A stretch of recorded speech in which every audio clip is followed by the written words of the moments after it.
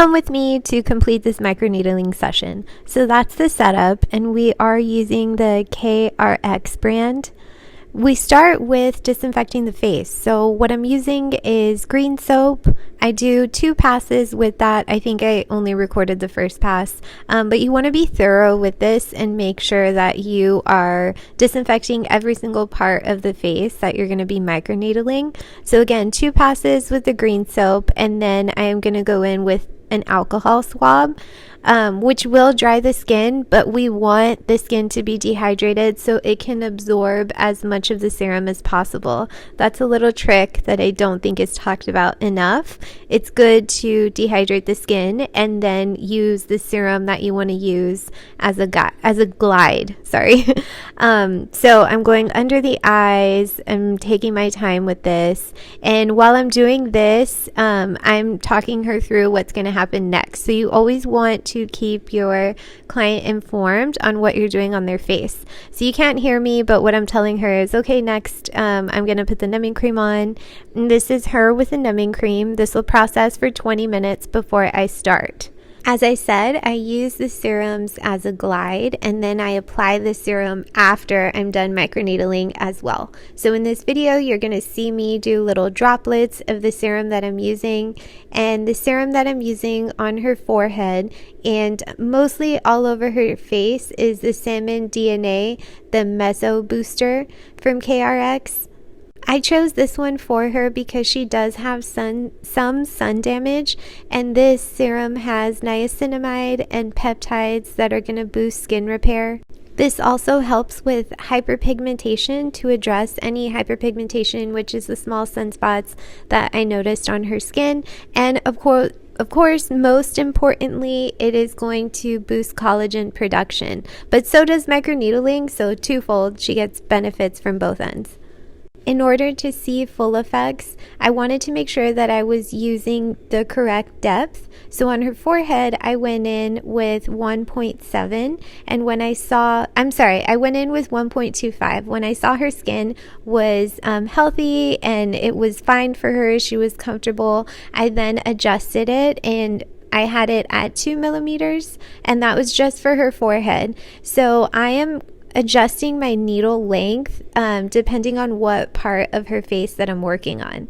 So now again, I'm using the serum as a glide, and I'm going over the bottom half of her face, and then I do use a different syringe every time I'm pulling the serum out of the ampule, and you want to make sure that you are switching the syringe, because the ones that I'm using, it has a needle tip. And so if you reinsert the needle tip, then you're contaminating the entire serum and you'll have to throw it away. We need to keep everything sterile. That's very, very important. We also practice under a medical director, and so that is part of the protocol. Toss every time you're pulling more serum out. This client enjoys the effects of Botox, so around her eyes, and then I go back and I do another pass on her forehead and in between her eyebrows and the glabella region. I am using the Meso Booster, the Boto RX. And that's just meant to, it doesn't give the effects of Botox, but it's meant to minimize movement and help fill in those fine lines. And so I'm using the Salmon DNA serum all over her face, and then I go back in with the Boto RX serum in the areas that I mentioned. I am moving slowly because I have my machine set at 4. When I set my machine higher, you will see me move the movement a little quicker. So I'm constantly adjusting that based on how much time I'm spending in the area. So all of that to say is your hand speed, or that movement when you're moving back and forth to pack in the serum, should match the speed that you are having your machine at. It's also very important to have detailed charting. So on this client, when she left, I made sure that I charted the length of my needle, on each part of the face. So on the forehead, I was at 2, and then on her cheek and on her cheek, I was at 1.75, and then under her eyes, I actually adjusted it and I put it at 1.25 because that area is so sensitive and the skin is so thin. I wanted to make sure I didn't cause any damage and the healing process would be easy for her.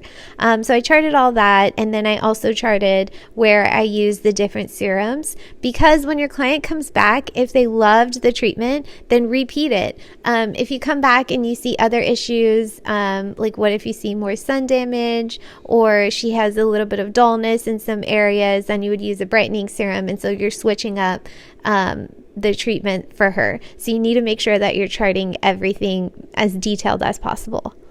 Please make sure you are holding the skin taut. So 3-point stretch if possible. If not, just make sure that the skin is taut while you are microneedling. It's really dangerous, especially for those with or clients with mature skin. Their skin is a lot thinner, it's a lot more vulnerable, and you don't know how deep the needles are going into the skin if you are not holding the skin taut. So again, 3-point stretch wherever possible, and don't ignore under the chin. We also are losing collagen production there over time. Our skin elasticity is lacking, so don't skip this area. It's not a very sensitive area, so I like to take my time here, and I had my machine set at 1.75 for this area. And then I will say that you should only numb an area that's no larger than a sheet of paper. So I did put numbing all over her face. For some clients, if their pain point is their neck as well, I would have them come back for a second session, or I would try to microneedle their neck area at a lower needle depth without numbing, because again, you don't want to numb more than a sheet of paper. The lidocaine and the numbing can affect their heart rate, so it's very dangerous.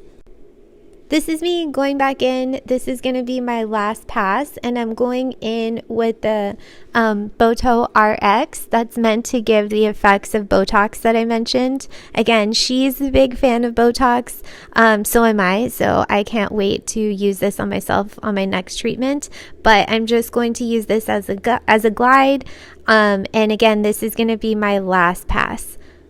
Now this client has really healthy skin. I say that because it's a little bit misleading. I've worked on clients before and they get really red, almost like a sunburn. So if you see her forehead looks a little red in this video, there are clients who get maybe double the amount of redness all over their face too, not just their forehead. So if your clients do get red, it's completely fine. What I don't like to see is when there's blood built up, little droplets. She did have one on her forehead. I don't think you can see it in this video because it's so small, but it's so unnecessary to cause that much damage. Truly, it's unnecessary. You're not going to get more results the deeper you go.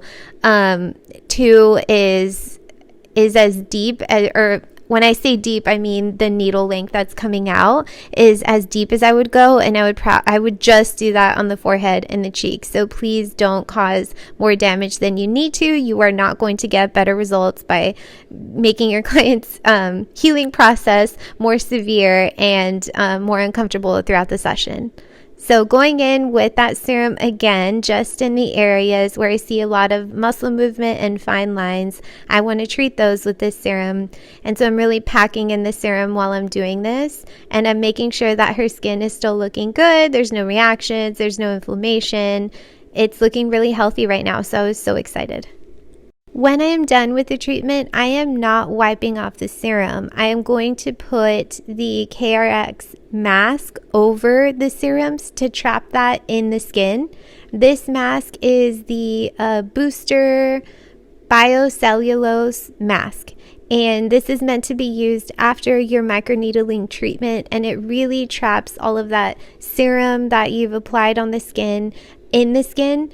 It's a little tricky to remove the bottom and the top layer, so you need to kind of work with it, But I really liked it. It made her skin look really glowy, and you'll see that at the end. But this also helps your clients start healing rapidly. And so that's what we want. It calms the skin down and it feels really nice on your clients, especially if you keep this in a fridge. Because after microneedling, what they're going to feel, it's going to feel like a sunburn. And that can vary. It can be severe for some clients and minor for others. For this client, it felt like a minor sunburn. But again, she has really healthy skin, so don't worry if clients are saying that it feels like a major sunburn after. This mask will help.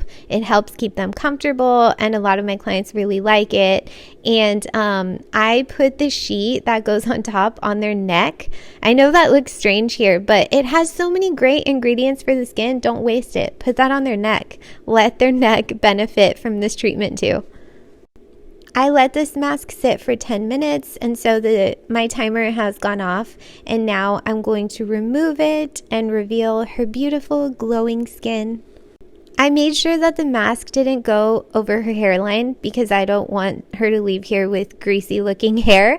But I did want to make sure that the serum that's on the mask, that I rub it all over the treated areas. And so when I treated her, I did go, into her sideburns, and I went into the hairline. So I just want to make sure that that serum is touching all of the treated areas. And this is a close-up of how bright and beautiful her skin looks. Let me know if you have any questions in the comments, and I hope you enjoyed this video.